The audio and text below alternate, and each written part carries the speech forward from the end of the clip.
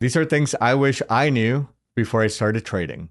I used to think that stops were optional if you were 100% sure of what you were doing, if you had all the confidence in the world. At some point, I realized that confidence was super expensive and it was being very costly for me. And let me tell you why. What I used to think was that moving my stops and changing them was a good risk management. Sometimes it did work out. Sometimes, the majority of the times, I just got completely wrecked. So here's what I used to do. I used to place my stop, and then when I saw price just moving closer and closer and creeping in, I would just move it. And then when it got closer, then I would just move it again. And then when it got closer, I would just move it again.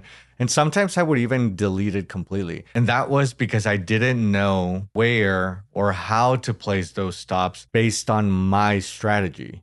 One small adjustment that I used to do turned and used to turn into a massive loss every single time because it just turns into this snowball effect of movement until you just get destroyed completely. This is the part that I changed, and it changed my trading completely.